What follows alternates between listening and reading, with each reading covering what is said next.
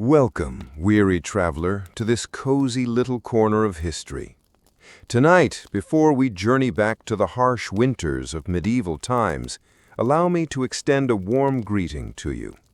Whether you're nestled under your covers, preparing to drift into sleep, or simply seeking a gentle tale from the past to unwind, I'm truly grateful you've joined me this evening. If you don't mind, I'd love to know where in the world you're listening from, and what time it is for you right now. Feel free to share in the comments. It's always a joy to witness this diverse community of history lovers come together. If you enjoy these calm, immersive stories from the past, be sure to hit that subscribe button so you won't miss the next chapter. But for now, let's set aside the worries of the modern world and travel back to an age long gone, when winter's chill was far more unforgiving and dangerous than most of us can imagine. There was a time when the changing seasons did more than bring discomfort. They sparked a genuine fear for survival. Imagine yourself in the medieval European countryside, bare trees standing silent after shedding their last leaves, the weak sun hanging low on the horizon, its faint warmth barely cutting through the biting cold air. Beneath your feet, frosted fields crackle as a chilly breeze carries the first gentle snowflakes. To the people of that age, the arrival of winter meant one thing above all: struggle.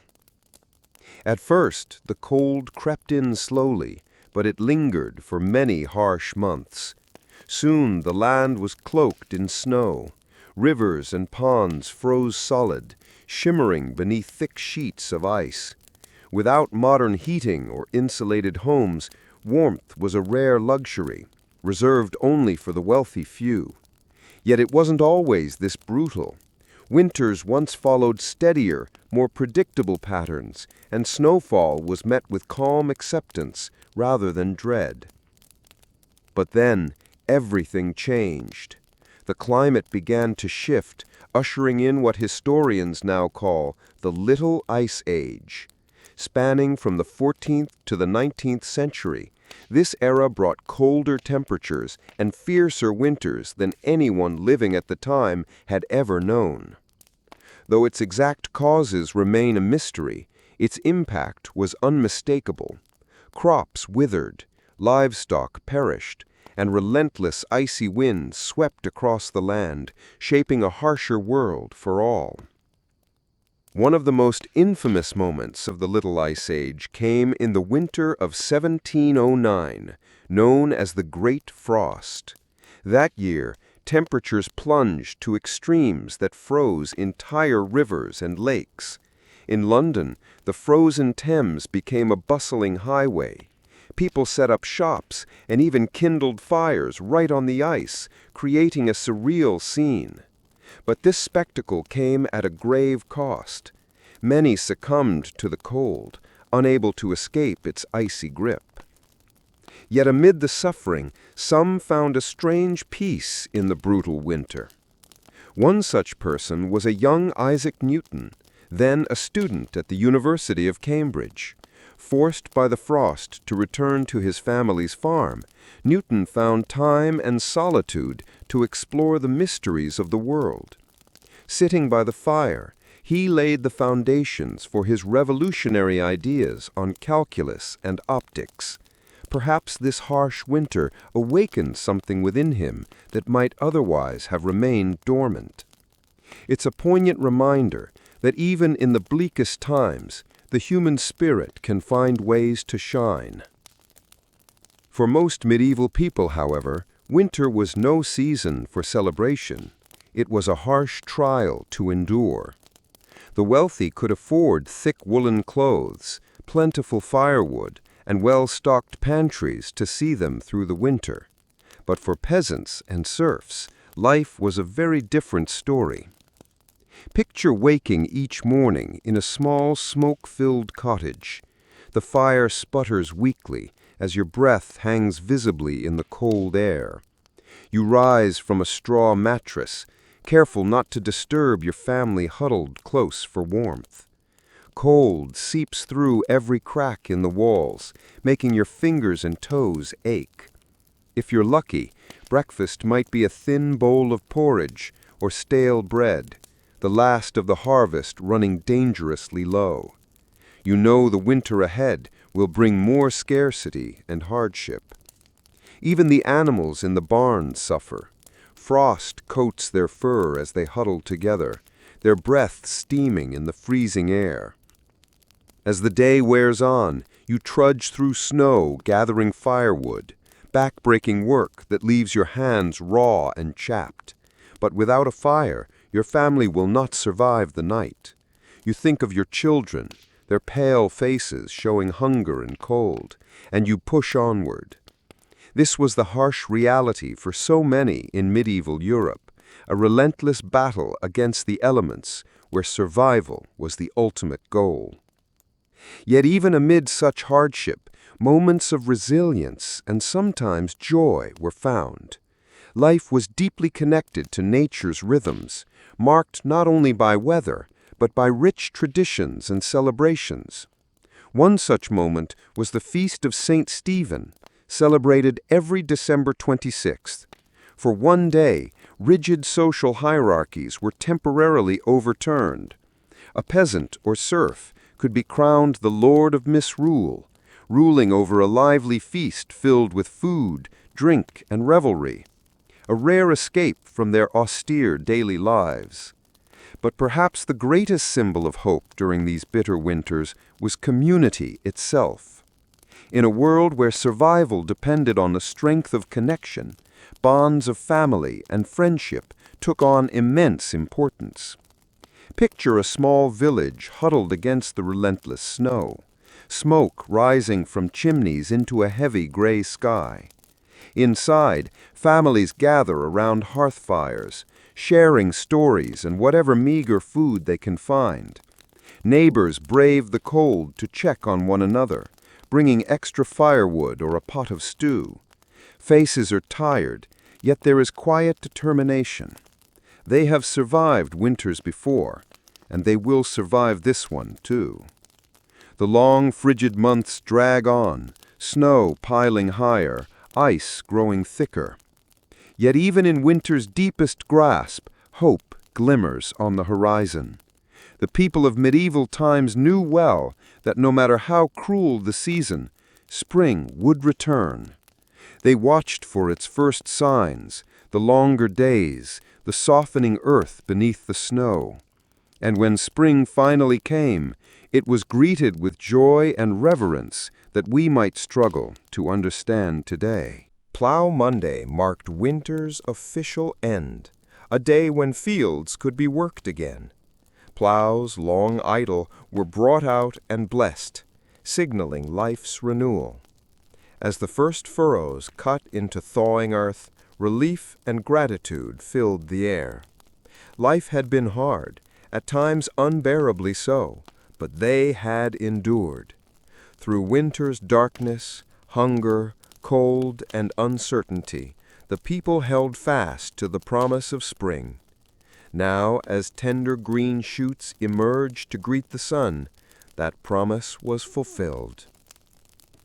This resilience is almost unimaginable in our modern world, where comfort and convenience surround us. The idea of facing such relentless hardship year after year is almost beyond comprehension. Yet there is something deeply humbling in knowing our ancestors not only survived, but thrived despite it all. They met brutal realities with awe-inspiring strength and determination. In their darkest moments, they found hope, and in simple things, joy.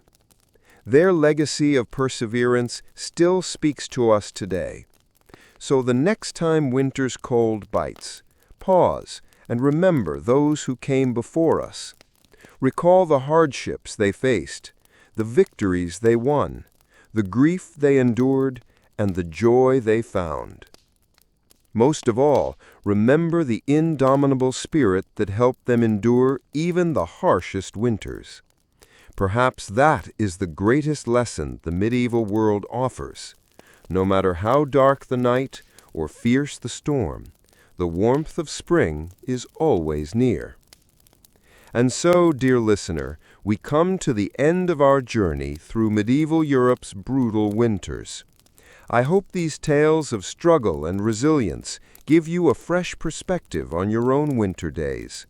May you find comfort in the warmth of family and community, just as they did. And may the promise of spring light your path, even in the coldest, darkest moments. Thank you for joining me in this quiet corner of history. If you've enjoyed our time together, please subscribe and share these stories with friends. Many more await us in the past. But for now, I wish you a peaceful night. Stay warm, stay safe, and I look forward to our next adventure. Sweet dreams. Even in grand castles, winter was a fearsome foe. Despite their wealth and privilege, royalty were not immune to the season's harshness. Medieval castles, built for defense rather than for comfort, offered little protection against the biting cold. Keeping the royal court warm was a monumental task. Tons of firewood fueled massive hearths, kitchens worked tirelessly to preserve meats and grains, and servants plugged every crack to keep out the chill. Yet, despite all efforts, winter's cold often found its way inside, reminding even the most powerful that no one could escape its grip. One chilling story tells of a medieval queen who died of cold within her own palace. Historical records say Queen Elizabeth of Hungary was found frozen in her bed on a bitter January morning in 1326. A tragic victim of the very castle meant to shelter her. Such grim fates cast long shadows over the medieval winter.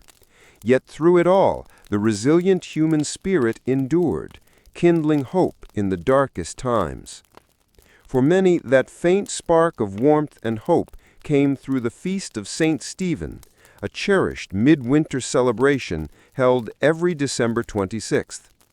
This feast offered a rare respite from the relentless hardship and deprivation of peasant life, a sanctioned moment of revelry and indulgence. At the heart of the festivities was the tradition of misrule, a ceremonial overturning of the usual social order. For one day only, a commoner was crowned the Lord of Misrule, given temporary authority to lead the merriment and issue playful commands to their social superiors. Though brief, this licensed reversal provided a vital outlet for tensions simmering beneath the rigid feudal hierarchy. For that single day, the strict divides between lord and serf blurred, and all could join together equally in feasting, games, and celebration. These communal gatherings were far more than mere entertainment. They were essential for survival during winter's harsh grip. The bonds of fellowship and goodwill forged during the Feast of St. Stephen and other such revelries helped sustain people through the coldest months. One chronicle from 1377 tells a touching story of two peasant families, neighbors whose meager winter stores had run dry long before spring arrived. Facing starvation, they pooled their last scraps to share a humble meal on St. Stephen's Day. That simple act of generosity and unity gave them the strength to endure the remaining hardships of winter. Such acts of kindness were the very backbone of medieval winter life. Offering a helping hand to a frostbitten traveler, or an extra log to a widow struggling by her hearth, could mean the difference between life and death. The shared struggle to endure winter fostered a culture of interdependence that transcended the often brutal social divisions of the time. Yet even the warmest expressions of camaraderie cooled as winter dragged on relentlessly. The Feast of St. Stephen was but a brief flicker of light and joy amid the long, frozen darkness, a fleeting break before the grim slog through January, February, and March. As supplies dwindled, hunger gnawed, and cold seeped past even the most carefully tended fires, the hope of spring sometimes felt impossibly distant. And still, year after grueling year, medieval society endured. Through unimaginable hardship and suffering, they clung to life, sustained by the grit, courage, and community spirit forged in winter's unforgiving crucible. As the land rested in stillness and the sun withdrew from the sky, people somehow found within themselves the strength to persevere. One can only imagine the wave of deep relief and joy that greeted the earliest signs of winter's retreat, the gentle softening of the biting air, the gradual lengthening of daylight hours, and the hopeful drip of melting icicles under the sun's growing warmth. After months of relentless hardship, witnessing these first victories of light and life over cold must have seemed nothing short of miraculous. For the weary farmers, no day was more eagerly awaited than Plough Monday, the traditional start of the farming year. Occurring on the first Monday after Epiphany in early January, it signaled the ground's awakening from winter's grip. Though the season's harsh hold was not fully loosened, the ceremonies of Plough Monday provided a tangible symbol of hope, proof that the cold would eventually loosen and spring would return. Picture fields patchy with melting snow and frost as draft animals strain against their harnesses, breaking the frozen earth. With each furrow turned toward the strengthening sun, medieval farmers dealt another blow to winter's fading rain, proclaiming their stubborn resolve against nature's whims. We, living in a modern world warmed by central heating, electric blankets, well-stocked pantries, and sturdy homes, can hardly comprehend the incredible resilience required to survive the harshness of a medieval winter. When we grumble over minor inconveniences like delayed flights or rain-soaked commutes, it's worth pausing to reflect on the relentless misery endured by our ancestors during those endless frozen months. The reserves of strength and determination they drew upon year after grueling year just to survive are astonishing. Their ability to find moments of celebration and fellowship amid such unyielding hardship seems almost superhuman today. That they not only survived winter's cruelty, but found small sparks of light in overwhelming darkness speaks to the unbreakable spirit that lies within us all, waiting to be awakened by adversity's call. So the next time our modern troubles begin to irritate us, perhaps it would serve us well to remember the icy struggles of those who came before. In honoring their memory, let us tap into our own hidden wells of courage and patience. And as we settle gratefully into our warm beds, let us spare a thought for all who faced winter's bitter siege, armed only with willpower, community, and enduring hope. As the new year broke and the Plough Monday celebrations faded, medieval life returned to its familiar winter rhythm. Short, freezing days and long, frosty nights defined the season. The fortunate retreated to the sparse warmth of smoky huts and drafty manors. For the less privileged, winter meant an ongoing battle against the elements, simply to survive. One of the greatest challenges during winter was the ever-present threat of disease. In the cramped, unsanitary living conditions of the time, illness spread rapidly. Even the common cold, often taken lightly today, was a source of misery, leaving sufferers red-nosed and weary-eyed. But far more serious illnesses lurked among the population. Influenza was a dreaded enemy, striking down young and old alike with fever, chills, and aching limbs. In an era without vaccines or effective medicines, flu outbreaks could devastate entire communities. The winter of 1557 was especially harsh, marked by a deadly influenza outbreak that swept mercilessly across Europe. In Paris alone, over 10,000 lives were lost to the fierce epidemic. Pneumonia, a silent and deadly threat, preyed on those weakened by hunger or illness. The damp, cold air penetrated deep into lungs, filling them with fluid and suffocating victims. Overcrowded homes became breeding grounds, causing entire families to fall ill and perish, leaving orphaned children and broken households behind. Even the nobility were not immune to winter's diseases. Illness spread swiftly in castles and royal courts, where constant visitors carried unseen contagions. King Henry VIII, for example, lost his beloved wife, Jane Seymour, to postnatal complications likely worsened by poor hygiene. Children were among the most vulnerable during these brutal months. The mix of harsh weather, scarce food, and unsanitary conditions made winter perilous for the young. Infants born in the coldest months faced especially fragile beginnings. In 16th century London, as many as half of all children did not survive past their 5th birthday. One poignant practice from that era reveals much about the severity of these hardships.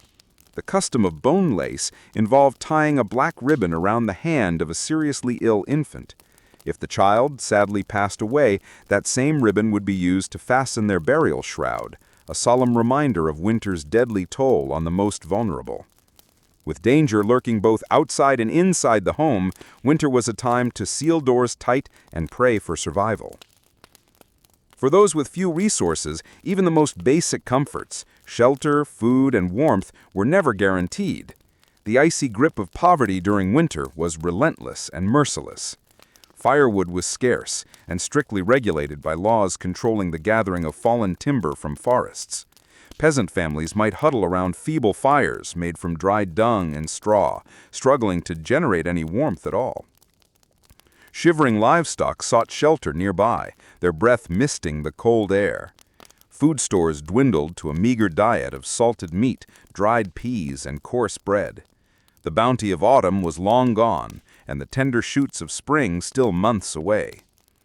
Foraging for winter sustenance meant searching the barren landscape for hardy edibles like nettles, wild garlic, and mushrooms. The scarcity of fresh vegetables made for bleak and monotonous meals. A typical pottage might include peas, beans, salted pork, and, if fortune smiled, some foraged greens or wild onions for flavor. Tasteless and repetitive, these meals nonetheless sustained body and soul until spring's arrival. For many, even such meager fare was beyond reach. Storms, droughts, pests, and other disasters could destroy food supplies, plunging entire regions into crisis. The Great Famine of 1315 stands out as a particularly harrowing episode. Relentless rains ruined crops across northern Europe, driving desperate people to eat dogs, horses, and, in the darkest accounts, even resort to cannibalism. Contemporary records tell of parents smothering their starving children as an act of mercy. Streets and fields were littered with bodies too numerous to bury properly. Though the Great Famine was extraordinary in severity and scale, smaller crop failures and shortages were a constant threat. The medieval winter diet balanced precariously between mere subsistence and starvation.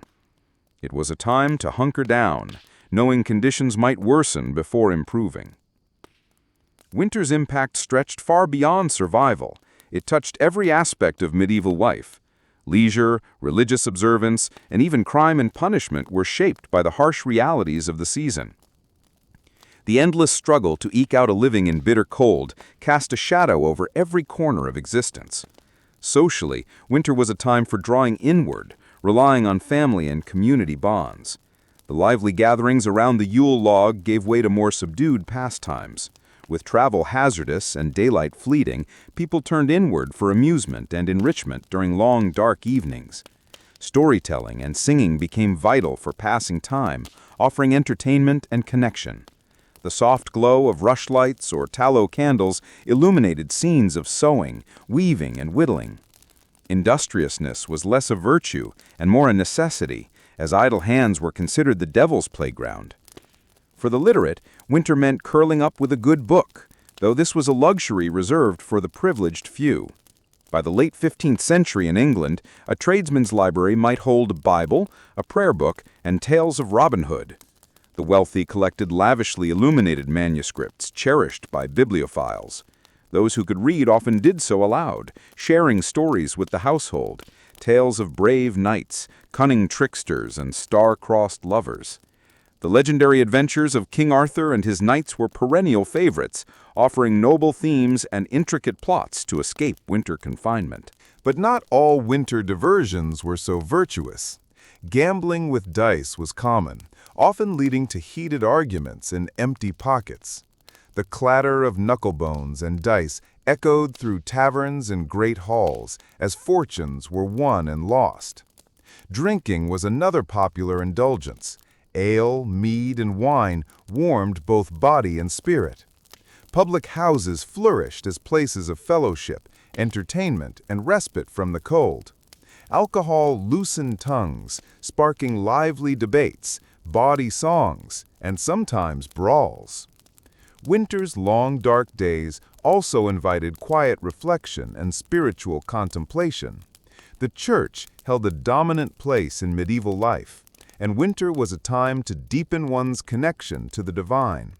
With farming work paused, more time was spent in prayer, penance, and good deeds. Christmas nativity plays and pageants gave way to solemn religious observances. Some devout individuals braved harsh conditions to embark on pilgrimages to sacred sites. Others spent hours in cold, hushed churches, fingers numbed by rosary beads as they meditated on their eternal souls. Charity was a key virtue in winter.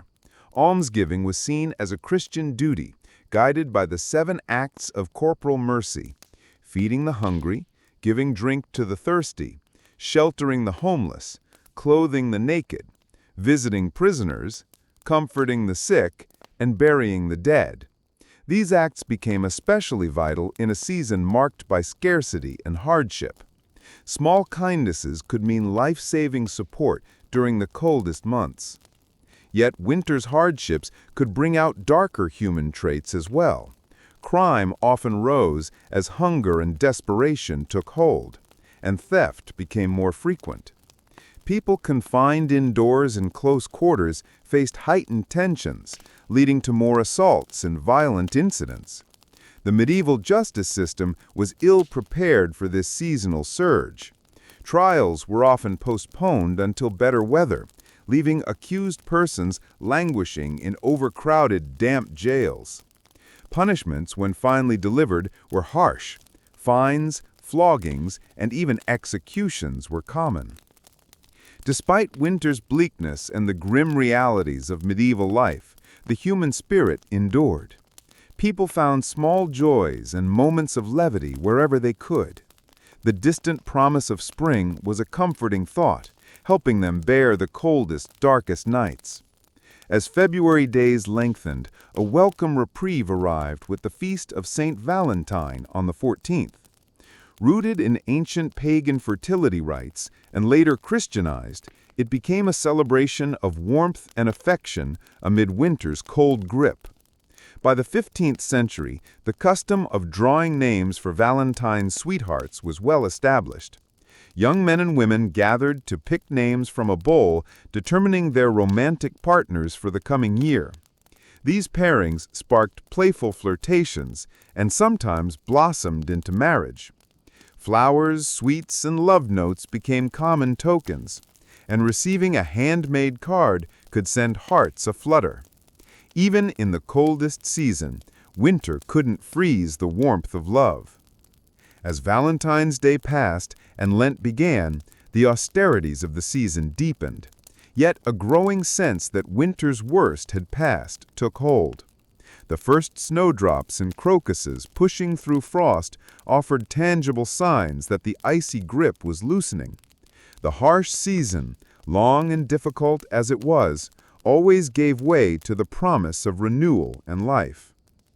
Throughout the Middle Ages, the relentless cycle of seasons shaped every facet of life. Yet winter, more than any other, left its deepest mark. It was a season of deprivation, hardship, and fierce struggle for survival. But beyond its biting cold and scarcity, winter forged resilience, perseverance, and quiet fortitude amid overwhelming odds. Medieval winters were not the picturesque snow-covered landscapes we might imagine today. They were a battle against the elements that tested the very core of the human spirit. In this crucible of cold, hunger, and endurance, the timeless values of faith, family, and community were deeply rooted. The people of that era, who braved harsh winters year after year, showed extraordinary grit and hope. They faced nature's fiercest trials and still looked forward to the return of spring. Perhaps this unyielding hope is their greatest legacy, surviving unimaginable hardship while never relinquishing belief in brighter days ahead. So the next time you find yourself grumbling over a delayed train or a slushy sidewalk, pause to reflect on your medieval ancestors. Without thermal socks, central heating, or weather apps, each winter was a battle fought with every resource at hand. And yet year after year, they emerged victorious, leaving us a legacy of unbreakable spirit and resilience. We are heirs to their tenacity, and their strength echoes through the centuries. Now, as you settle beneath your warm blankets and electric heaters, comforted by how far we've come, remember those who endured so much before us. May your dreams be filled with gentle snowfalls and glowing hearths, and may you awake to a world where winter feels like a friend rather than a foe. Imagine the weak winter sun struggling behind heavy gray clouds as medieval Europeans pulled their threadbare cloaks tighter against the chill. Winter's icy grip seeped deep into their bones. For the poorest peasants, worn woolens, scorching in summer, offered little protection now, just a fragile veil against relentless cold. They huddled in smoky huts, grateful for the faint warmth of a flickering fire, their breath rising in misty clouds. Even the animals suffered. Draft horses, ribs showing through ragged coats, longed for summer's lush grass as they nibbled on sparse hay. Milk cows stood listless, their teats cracked from cold drafts blowing through barn cracks. Even barn cats lost their usual pride, their whiskers frosted and bellies empty. Winter was a severe test for those at the bottom of society. Yet even nobility, wrapped in grand but drafty castles, felt winter's sting. Noble ladies wept as their silk gowns offered no shield against damp stone walls. Castle kitchens labored ceaselessly to prepare steaming meals to warm their diners. Legend tells of King Henry II of England, chilled by winter shivers, who once burned an entire chair just to warm his royal backside for a fleeting, blissful moment. His servants despaired, his temper flaring faster than any burning chair if the cold lingered too long. But for peasant and king alike, winter dragged on, an endless grind of frozen hardship. Only rare feast days and celebrations offered brief islands of joy in winter's vast, dark sea. People clung to these moments of warmth as a drowning man to air. Perhaps the most eagerly awaited was the Feast of St. Stephen on December 26th, a day bursting with merriment and topsy-turvy reversals. By ancient custom, a humble peasant was crowned Lord of Misrule, joyously commanding his social superiors in a sanctioned rebellion. One can almost hear the raucous laughter as the lowliest serf mockingly bossed the local baron with feigned authority. For one glorious day, rigid social orders melted away, and all celebrated as equals. The cold drudgery seemed pushed back by the warm blaze of communal joy. But the revelry ended quickly. The Lord of Misrule was dismissed, and winter's harsh reality returned. People trudged back to their hearths and daily tasks, the biting wind seeming to mock the fleeting warmth of fellowship. The grim siege of winter resumed with unyielding persistence. Yet even in winter's darkest depths, quiet acts of courage and kindness thawed many weary hearts. Neighbors shared their meager provisions with those worse off. Generosity no cold could diminish. One tale tells of Dame Matilda of York, who gave her only cloak to a shivering beggar woman and walked home herself, freezing. Asked why she gave away her sole protection, she smiled softly, "The warmth of human kindness is a fire that never goes out." Such selflessness was the secret weapon medieval people wielded against winter's relentless assault. Though the cold froze fingers and toes, it could never touch the invincible summer burning in their hearts. And so they endured. They persisted. In their own quiet way, they triumphed over the harshest of seasons. The first green buds of spring were more than just a welcome sight. They were living proof of the human spirit's tenacity, a symbol that no winter, no matter how long or bitter, could defeat the will to survive. As we nestle beneath our electric blankets and modern comforts, it's worth reflecting on the trials and triumphs of those who came before us. In their tireless fight against the elements, their refusal to bow to nature's whims, they forged a legacy of resilience that still warms our hearts today. The chill winds may moan against our windows, but if they could endure with little more than a cloak and willpower, surely we can weather any storm until spring returns. And spring at last. The icy grip loosened, and medieval Europe eagerly welcomed fairer weather. After months huddled in cramped quarters, subsisting on scant rations, the sun shone longer, sparkling on melting snow. This was a time of renewal and joy. People emerged blinking into the bright light like bears from hibernation. Children ran and laughed, reveling in warm breezes and muddy earth beneath their feet. In the fields, excitement grew. Plow Monday, the start of the farming year, was near. Falling on the first Monday after Epiphany, it marked when the earth softened for plowing. Draft horses and oxen, decked with garlands and ribbons, led festive processions through villages. Church bells rang in celebration as plows cut through thawing soil, an unmistakable sign that the farming season and life itself was renewed. Chimneys puffed smoke again, signaling the worst was behind them. Faces once lined by hardship now creased into hopeful smiles. The bland winter fare of salted meat and hard cheese would soon be replaced by the fresh bounty of spring and summer's harvest. From our modern view, complaints about slushy roads or lost daylight seem trivial, but for our ancestors, spring's arrival was nothing short of miraculous. It meant another brutal winter survived, another season beaten back. The skeletal trees began to bloom, reflecting the growth and renewal they felt within their own hearts. The joy of spring's arrival still echoes in the lively melodies of medieval folk songs. One cheerful English tune declared, "Loud sing cuckoo, the seed is growing, the meadow is blooming, the wood is springing up anew. Sing cuckoo." The exuberance of these simple, evocative rhymes capture the deep celebration of life returning after winter's long silence.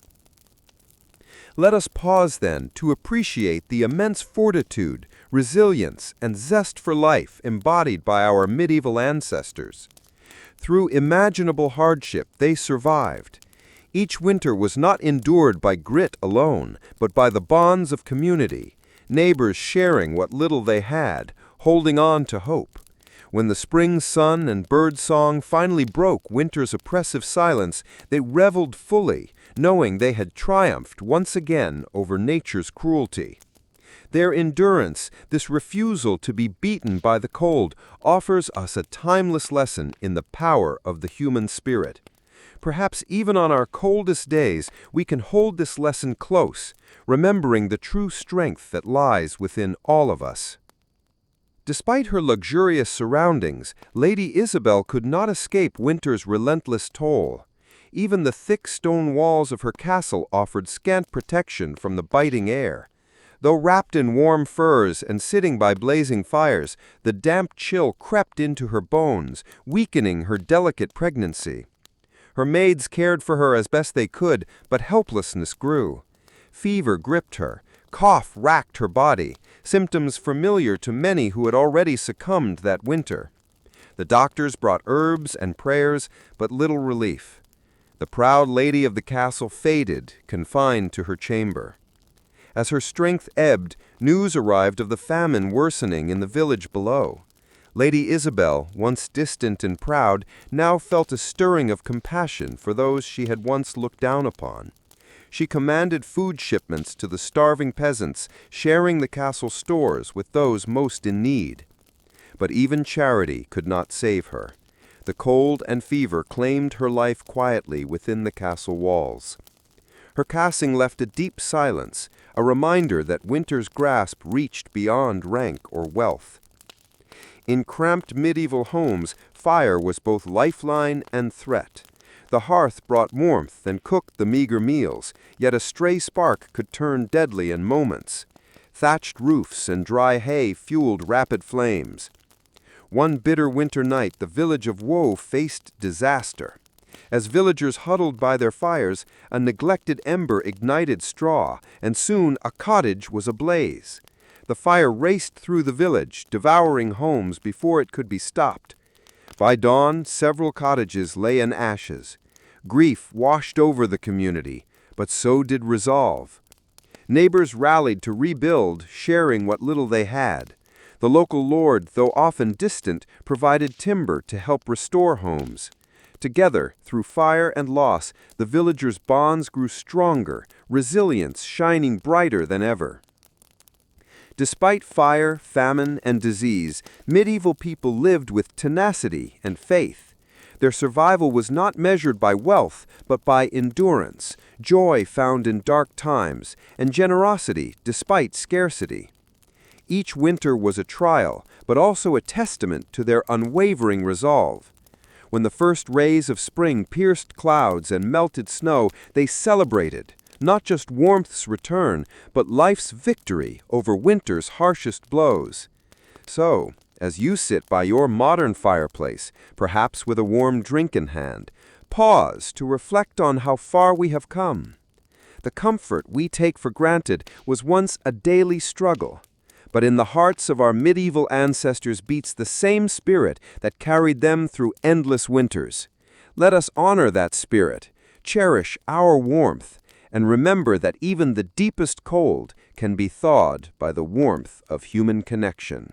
This vivid picture of medieval winter, its unforgiving cold, relentless hardship, and daily struggle for survival, reminds us how formidable the season was.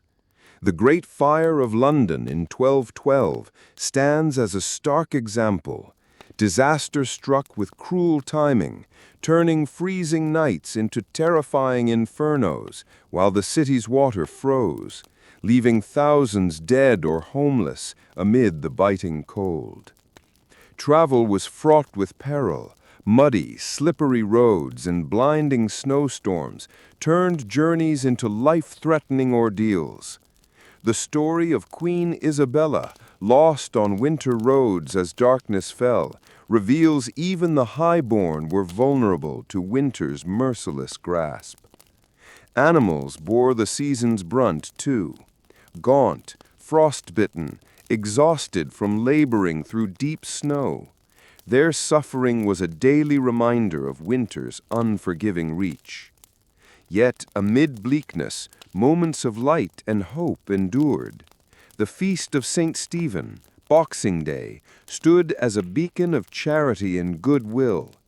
Church alms overflowed for the poor. Lords fed their tenants hearty meals, reminding all that generosity is vital in hardship. The Lord of Misrule tradition brought a brief, joyous upheaval, a sanctioned day of laughter, mischief, and temporary overturning of rigid social orders. For a fleeting moment, people cast off winter's gloom together. Still, the persistent frost transformed the land into a sparkling, if treacherous, winter wonderland. Icicles like daggers hung from humble huts and majestic manors alike. Hearth fires, precious and smoky, offered scant warmth within cramped, fetid quarters where humans and livestock huddled together, sharing body heat and the unmistakable odors of medieval life. Many faced gnawing hunger as food stores dwindled, subsisting on coarse bread and watery gruel, praying for the mercy of spring. Disease ravaged weakened bodies, while doctors' remedies, steeped in superstition, offered little hope. Even castles, symbols of wealth and power, could not fully escape winter's chill. Their cold stone walls drew the cold inward, leaving nobles wrapped in furs, yet shivering still. History recalls a Bohemian princess lost to the cold, a solemn reminder that no status guaranteed safety against winter's icy scythe. The roads grew perilous, lined with drifts and glazed with ice, deterring all but the desperate or foolhardy from venturing far. Winter's grip tightened, a season of endurance, hardship, and quiet heroism.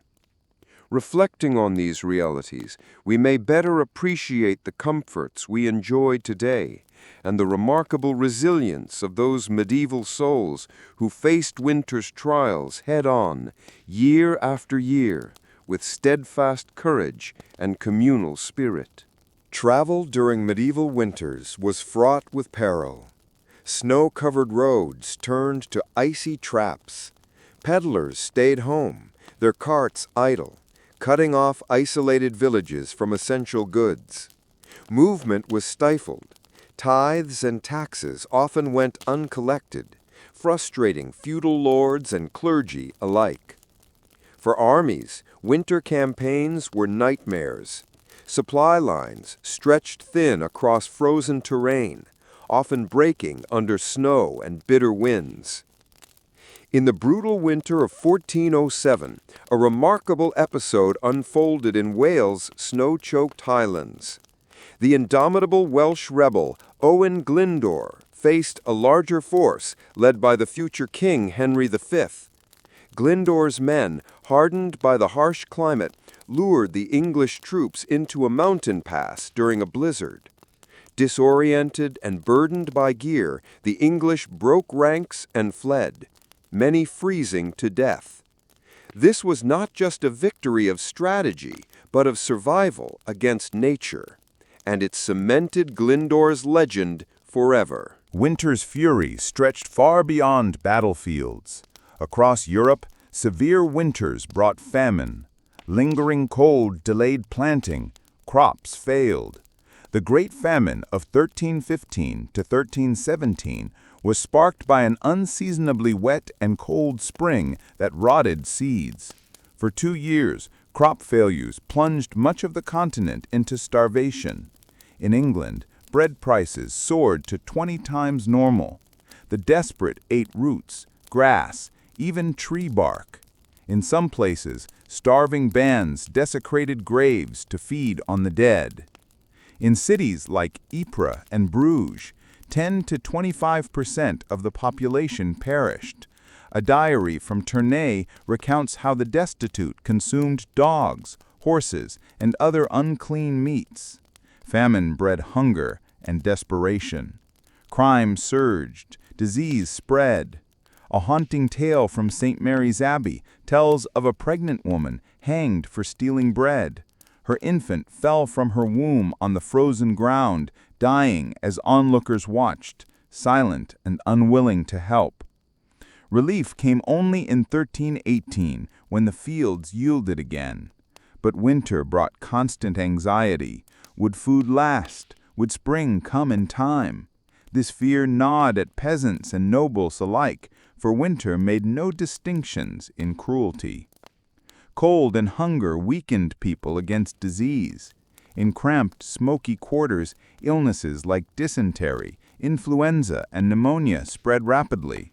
A simple cold could be fatal. Medical knowledge was rudimentary. Treatments like bloodletting often worsened suffering.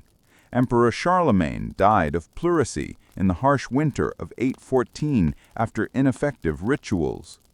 Winter also helped pave the way for the Black Death, the most infamous pandemic in history. Poor nutrition and crowded living conditions weakened immunity, allowing plague to sweep Europe in 1348 to 1349 with terrifying speed. Some regions lost 30 to 60% of their people. A letter from Sir Luca in Pistoia, Italy, captures the despair. Many are dead, and many more are dying. Shops are closed, taverns deserted.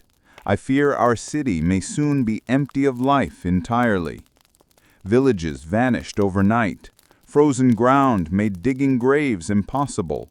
The dead were buried in mass pits or left exposed in snow. Families cast out the sick to die alone in snow, fearing infection. The psychological toll was immense. Death's shadow lengthened darkest in winter. Winter was especially brutal for the most vulnerable, the elderly, young children, and pregnant women. Many died from cold, infection, or starvation. Up to 30% of infants failed to survive their first year, often succumbing during winter's harshest months. Expectant mothers faced fatal complications from poor diet and freezing temperatures. One tragic story illustrates the stakes. In winter 1120, 12-year-old Matilda, daughter of King Henry I of England, was aboard the White Ship, crossing from France to England. The vessel struck a rock and capsized in icy waters. Matilda climbed into a small boat and nearly escaped, but turned back, crying for her half-brother William struggling in the freezing sea. The rescue boat was overwhelmed. Matilda, pregnant with her first child, was flung back into the dark waters and drowned alongside hundreds. When King Henry I learned of the tragedy, he reportedly collapsed in shock and never smiled again. In medieval winters, it was always the very young and old who suffered most. Even those spared illness or hunger often froze to death in sleep. The medieval poem Sir Gawain and the Green Knight paints this chill vividly. King Arthur himself, shivering beneath heavy robes in a draughty hall, his teeth rattling with every word. Unlike today, when polar ice caps help regulate global weather, the Middle Ages saw untamed winters with violent storms and catastrophic floods. In 1216, King John of England fled rebellious barons, attempting to cross a treacherous tidal area called the Wash. His baggage train, laden with royal treasure, jeweled crowns and scepters, was swallowed by a sudden winter tide. Though John escaped, his crown jewels vanished beneath the waves. Days later, weakened and despairing, John died of dysentery. Some say losing his treasure sealed his fate. Storms battered coastal regions with fierce winds and towering waves. The Anglo-Saxon Chronicle records a flood on St. Martin's Day, November 11th, 1099, drowning towns and washing away communities. A century later, January 16th, 1219, a great North Sea flood engulfed the Netherlands, killing over 50,000. Without warnings, levies, or rescue teams, people were utterly at nature's mercy. As icy waters rose and the wind howled like wolves, all they could do was pray. Winter's need for warmth also brought danger, fire. In an era of timber homes and open flames, fires were constant threats. The Anglo-Saxon Chronicle recounts a terrible blaze in London, 1132. Flames erupted on London Bridge, spreading fast with howling winds. Before being contained, the fire consumed large parts of the city, including St. Paul's Church, Canterbury Cathedral, and countless homes. Burning rafters and molten lead flew through the air like deadly missiles. No organized fire brigades existed. People formed bucket brigades or shoveled snow on flames, praying for a change of wind. Smoke-choked narrow streets made escape perilous. Families were separated, children trampled, many trapped and burned alive. Survivors fled with only clothes on their backs, watching their lives turn to ash. In winter's dead of night, fire left thousands homeless and destitute. Yet, among all the catastrophes, flood, fire, plague, and famine, the greatest danger of medieval winter was often the simplest and most relentless: the cold itself. No storm or disaster was needed, just endless damp, endless dark, and the creeping, inescapable chill that seeped into bone and soul. Without central heating, thermal clothing, or sufficient fuel, people had little defense. Fires were hard to keep alive. Insulation was nearly non-existent. For the poor, there might be only one threadbare blanket, shared among many. For the sick and elderly, even that was often too little, too late. In our modern world, it's difficult to fathom the relentlessness of medieval winters. But for those who lived through them, the cold was not merely uncomfortable. It was a predator waiting in the dark corners of stone huts, coiled in the wind slipping beneath door frames, whispering from snow-covered fields. And, each year, it claimed the weak, the weary, and the unlucky. With only smoky fires and thick furs to battle the chill, winter's bite sank deep into the bones of medieval folk. Arthritis and rheumatism plagued many, worsening with each year. Fingers and toes lost feeling, blackened by frostbite. Pneumonia and influenza spread rapidly in overcrowded homes. The cold gripped not only the body, it seemed to reach into the soul, draining strength and will. The 6th century British monk Gildas described this harshness in his writings on Britain's decline. Endless nights cloaked in darkness, bleak, colorless days chilled by air sharp as a blade. Snow and ice covered the land in suffocating stillness, a time of hardship for man and beast, when the world felt frozen in merciless limbo. For the elderly and frail, winter brought dread. It felt as if warmth would never return. People layered every scrap of clothing, huddled close for body heat, but the cold always found a way in. Fires sputtered and died, filling rooms with choking smoke that stung eyes and burned throats. Coughing and moaning filled the long nights. Frost hung in the air as breath turned to vapor. Limbs stiffened with numbness. The cold never let up, pressing on chests, slowing blood, leaving even the healthy sluggish, as if wading through freezing water. There was no escape, no warmer climates, no electric heaters, no insulated homes. The cold was relentless, draining the energy needed just to survive. Time was measured not by days or months, but by the winters endured. Each spring reached was a hard-won victory, and with every passing year, that victory grew harder. Yet, despite illness, hunger, and the cruelty of the season, the people of the Middle Ages survived. Winter after winter, they pressed on with determination and each other. When food dwindled, they cinched their belts tighter. When fires turned to embers, they wrapped themselves in scraps. In the deepest dark, they gathered close, whispering stories of warmer days. A poignant line from the 14th century English poem Piers Plowman captures their unbreakable spirit. Through sorrow and winter's snare, frost and snow and bitter air, all shall pass and peace prevail. Hope shall triumph, never fail. Even in the bleakest midwinter, flickers of light shone through, acts of kindness, shared meals, voices lifted in prayer and song.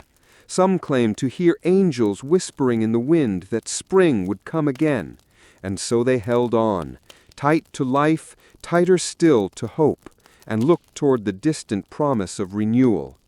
They knew, with a certainty carved deep into their bones, that no winter, no matter how long or cruel, would last forever. The sun would rise again, the ice would thaw, life would bloom as if winter had never been. They simply had to endure. And endure they did, with wills forged in frost and stone. Winters in the medieval world were unforgiving and seemingly endless, bringing famine, plague, destruction, and death. But they also revealed humanity's best, the drive to survive, to hope, to help one another through. Enduring those brutal seasons made people stronger, wiser, and more deeply attuned to the earth's rhythm. We today might do well to learn from them. While we grumble over icy windshields and frozen sidewalks, they faced winter as a fight for survival and emerged stronger, leaving stories not just of hardship, but of unwavering human spirit.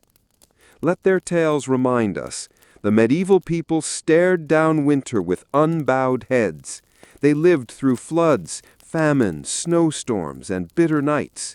They buried their dead in frozen soil and rose to carry on. Through it all, they never let go of spring's promise. If they could survive winter after winter with little more than worn cloaks and raw determination, surely we too can face our challenges, knowing warmth will return.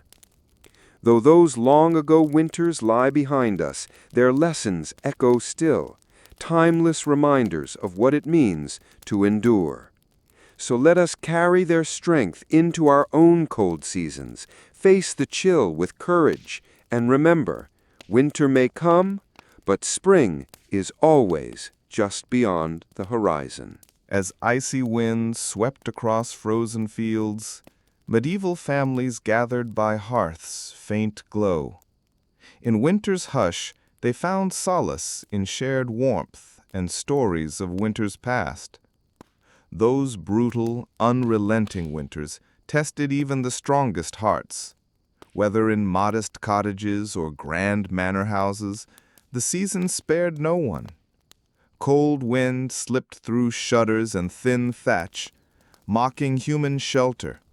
From commoners to kings, all felt winter's cruel fingers, chilling skin, numbing hands, biting every exposed inch. Some were fortunate to gather round crackling fires. The soft roar and scent of burning wood brought fleeting comfort. In noble halls, massive fireplaces devoured logs, tended by weary servants to keep the blaze alive. Yet even wealthiest dared not stray far, for cold crept through stone walls and slipped beneath finest furs. For the poor, the struggle was grimmer. Crude timber homes gave little shelter. Firewood and peat, gathered sparingly, barely kept embers alive. Families huddled in cramped, smoky rooms, sharing warmth and breathing air thick with soot and sourness, a harsh, comfortless existence. Yet, amid hardship, flickers of joy glimmered. Village bonfires offered heat and togetherness. Neighbors stepped out of hovels, gathering by communal flames to share stories, laughter, and warmth. A brief reprieve from winter's long bitterness. Close around dancing flames, villagers exchanged playful banter, old tales and songs passed down through generations. For a moment, winter's cruel weight lifted.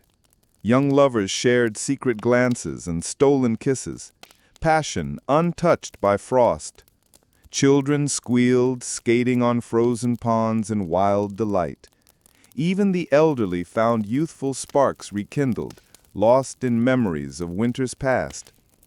Such moments were rare treasures, cherished because fleeting. Winter never relented long. Thoughts soon drifted back to gnawing hunger, the ever-present shadow for the poor. Dreams of spring's bounty seemed cruel jests while fields lay dead beneath snow. Famine loomed like a specter. Mothers watched helplessly as children's faces hollowed, eyes dulled by starvation's slow advance. In times of desperate scarcity, people were driven to terrible extremes. Whispered tales spoke of unthinkable acts, haunting stories that chilled even the hearts of the devout. Yet hunger was only one adversary. Winter's chill summoned a legion of illnesses to prey upon the weak. The deep, ragged cough of pneumonia echoed through countless homes. Plague, flux, and other afflictions swept through hamlets, leaving grief in their wake. The youngest and the oldest, fragile and worn, often stood little chance. Perhaps the cruelest fate befell those forced to brave the open roads under winter's iron grip. Treacherous, ice-slicked paths swallowed travelers whole. Blizzards disoriented even the most experienced wayfarers. Deep snow concealed hidden pits, frozen graves waiting silently beneath the white blanket. Often, these bodies remained lost until spring's thaw revealed their resting places, grim testaments to the season's deadly strength. Even valiant knights, armored champions, were no match for winter's creeping cold. Steel encasements offered no defense as frozen joints turned strong hands sluggish. War horses, mighty in battle, faltered in snowbanks, their sides steaming and crusted with ice. Winter drew no distinction between high and humble. All suffered its ruthless wrath. In royal courts, worry furrowed the brows of kings. The crown offered no immunity from the season's hardships. Keeping palaces stocked with food and fire drained royal coffers. Merchants, ever shrewd, charged exorbitant prices for necessities, knowing even monarchs had little choice but to pay. Yet despite all winter's hardships, its reign could not last forever. Even in the darkest moments, hope stirred.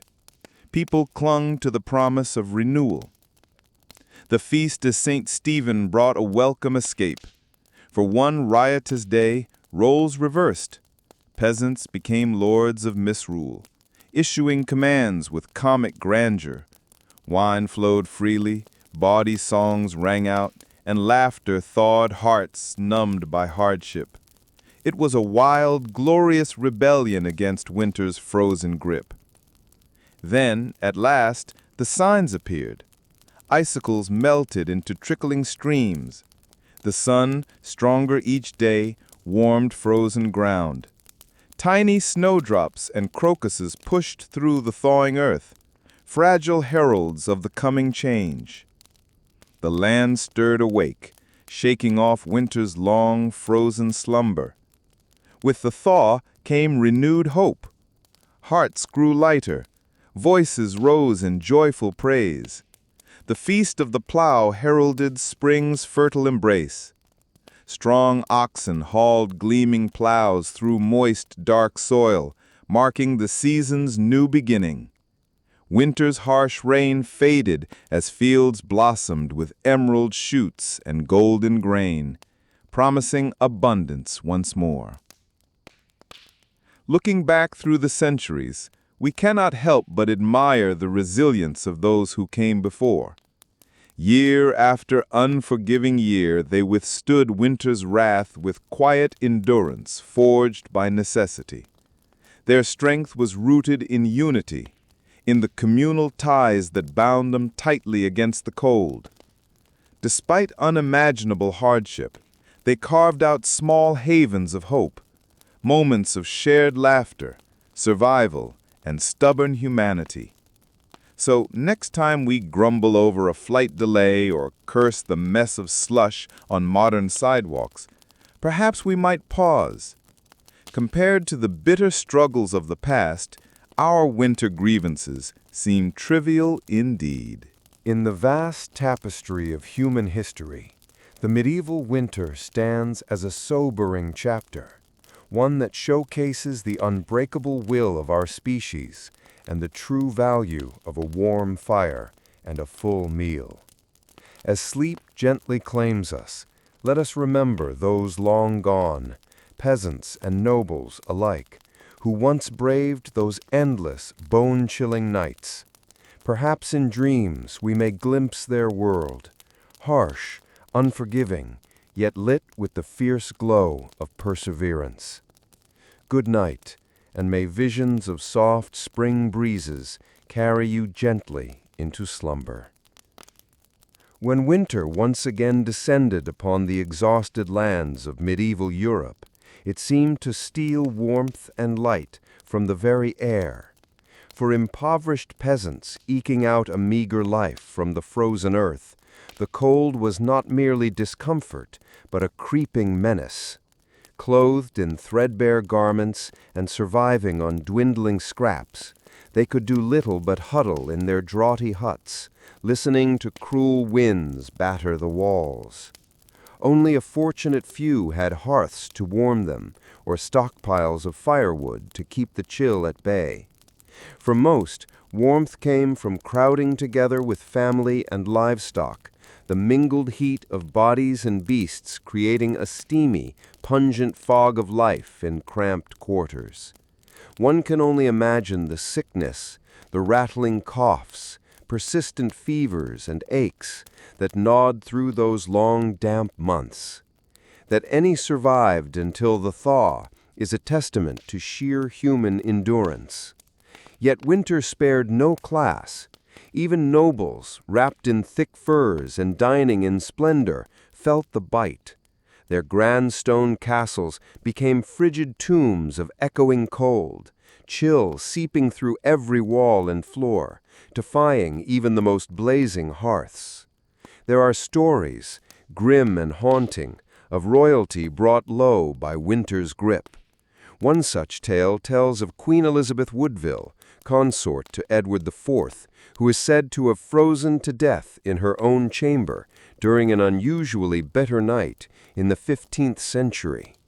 Though historical accuracy is debated and often colored by legend, the story of Queen Elizabeth Woodville, wrapped in furs and fine robes, yet succumbing to the merciless cold, illustrates a profound truth. Winter, in its cruelty, made little distinction between high and low.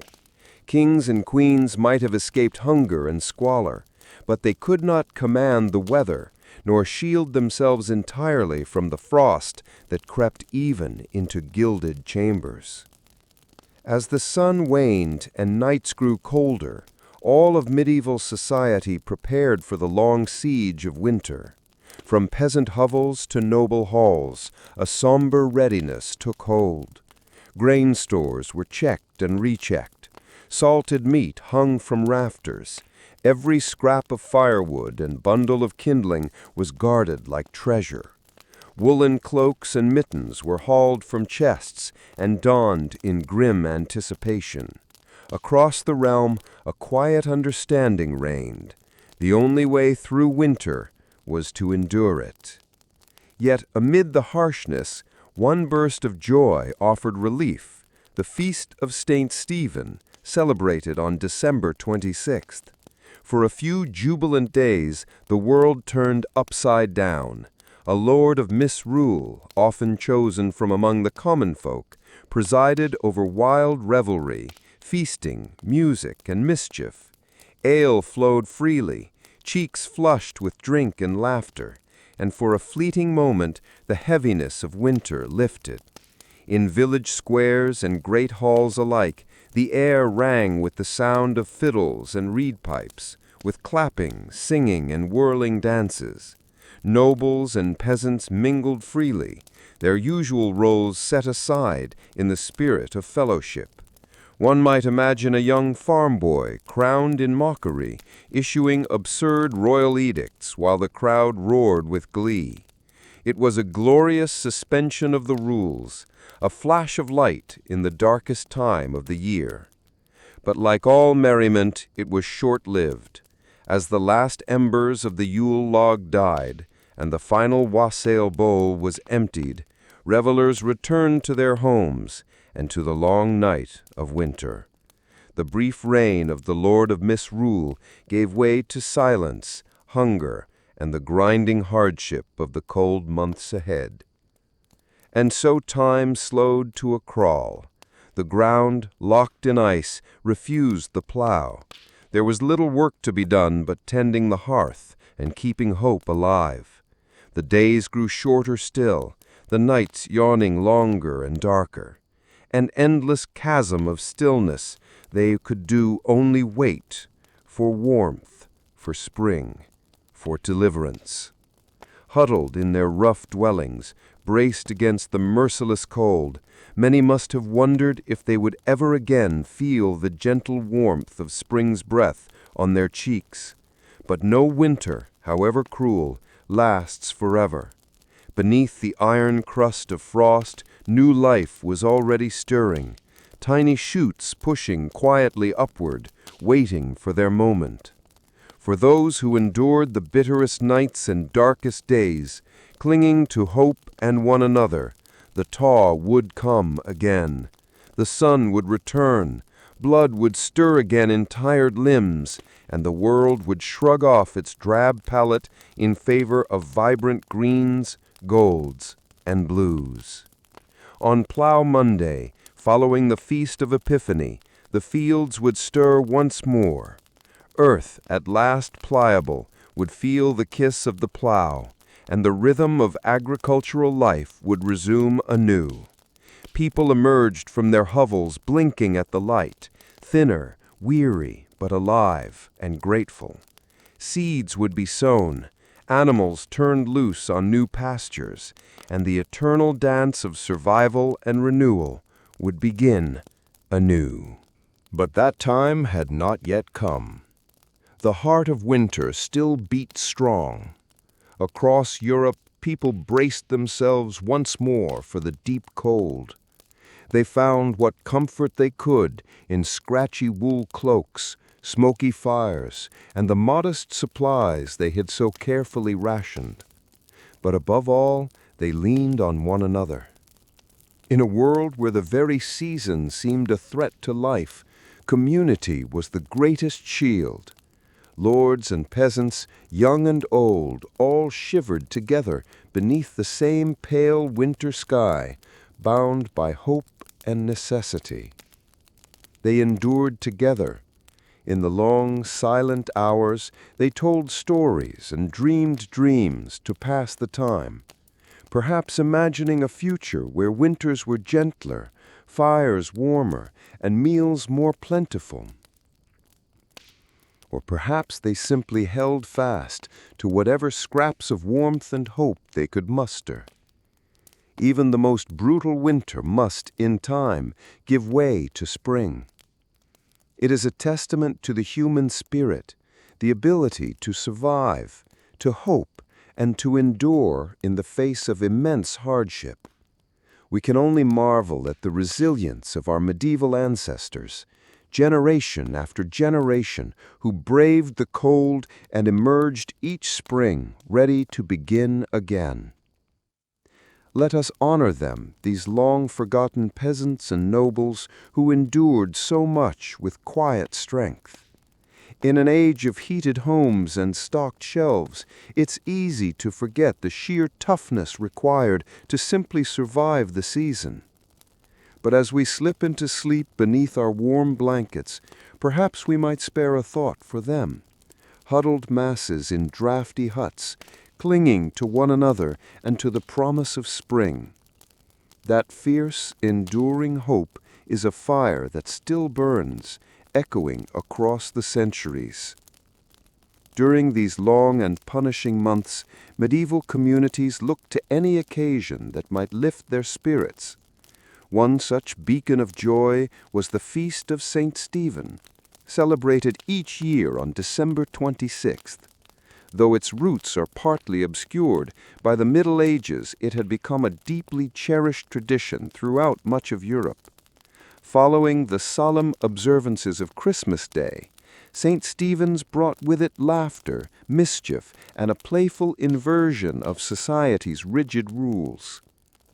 At the center of the celebration was the beloved custom of misrule, where a peasant or servant was crowned Lord of Misrule and given symbolic authority over his social betters. For a brief moment, the order of things was gleefully turned on its head. This joyous role reversal offered both entertainment and relief from the grind of medieval life, as high and low shared in merriment. Processions of jesters, minstrels, and villagers paraded through the streets. Mischievous pranks were played, and silly edicts declared. People of all ranks danced, sang, and joined in dames. Jugglers tossed pins, mummers performed exaggerated tales from folklore, and mock jousts sent spectators into fits of laughter. farcical courtrooms were convened, where goats might be declared bishops and drunken bakers made judges. In these light-hearted spectacles, the heavy burdens of class and suffering were momentarily forgotten. And of course, there was feasting.